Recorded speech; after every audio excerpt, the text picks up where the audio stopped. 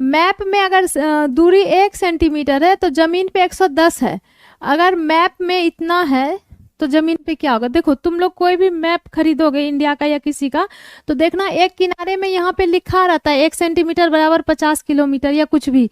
कहने का मतलब हुआ कि जो इंडिया का मैप दिया हुआ या जो भी मैप है उसमें अगर वो 1 सेंटीमीटर का दूरी है, यहाँ पे अगर ऐसे 1 सेंटीमीटर का दूरी है तो एक्चुअल जमीन में वो 50 किलोमीटर है।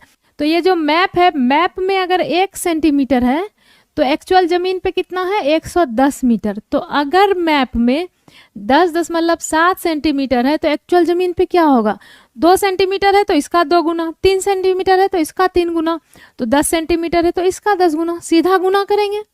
तो गुना कैसे करेंगे? ये देखो 110 गुने 10.7। अब देखो गुना कैसे करेंगे?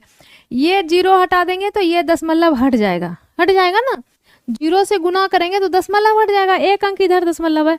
अब 107 को 11 से गुना करना है। कैसे करेंगे? किसी भी चीज को 11 से गुना करने के लिए क्या करते हैं?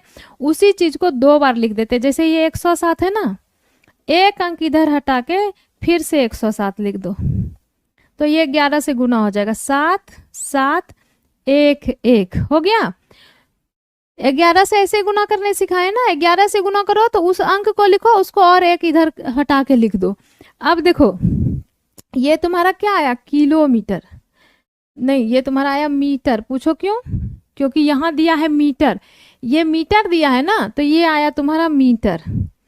मीटर को किलोमीटर बनाने के लिए क्या करते हैं? मीटर को किलोमीटर बनाने के लिए 1000 से भाग देते हैं।